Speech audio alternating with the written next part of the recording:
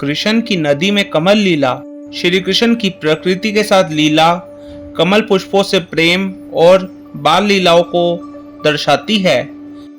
इस कथा में यमुना तट, ग्वाल बाल, कमल और श्री कृष्ण का नटखटपन और दिव्यता झलकेगी। बोलिए कुंज बिहारी लाल की जय, कमल नयन गोपाल की जय। वृंदावन में एक मधुर सुबह यमुना के तट पर हरियाली बिछी थी। पक्षी गा रहे थे और जल में खिले थे नीले, गुलाबी और श्वेत कमल। उसी तट पर ग्वाल बालों की टोली आई है। गायें चर रही हैं और श्री कृष्ण अपनी बांसुरी की मीठी तान छेड़े हुए हैं। कृष्ण की दृष्टि यमुना के जल पर पड़ी। कमल के फूल लहरों के साथ धीरे धीरे झूम रहे थे।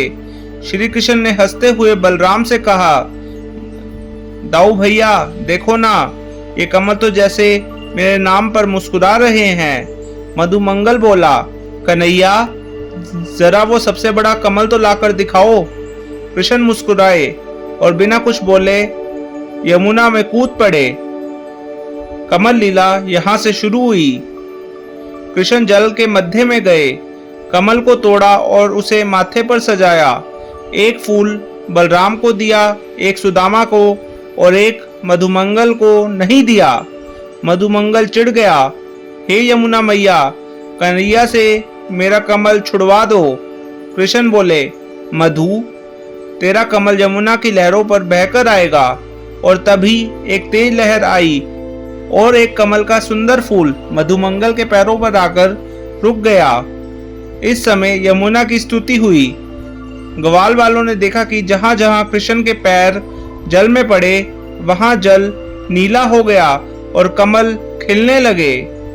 यमुना लहरों से बोल उठी, जय श्री कृष्ण, तेरे चरणों के स्पर्श से मेरी गोद भी फूल उठी।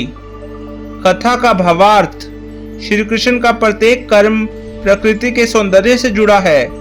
कमल ब्रह्मा का आसन है और कृष्ण का खिलौना भी। जहां भी प्रभु चरण पड़ते हैं वहां जल भी पवित्र और फूल भी ब्रह्म स्वरूप हो जाते हैं। इसलिए अपने घर में श्री कृष्ण को अवश्य स्थापित कीजिए ताकि आपका घर भी पवित्र और ब्रह्म स्वरूप हो जाए। कमल नयन गोपाल की जय। यमुना तट की लीला रचाने वाले श्री कृष्ण की जय। जहां कृष्ण वहां कमल, जहां प्रेम वहां वृंदावन।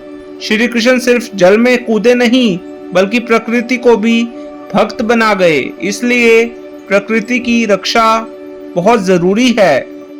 कभी भी फालतू जल व्यर्थ ना करें और जितना हो सके प्रकृति का ध्यान रखें।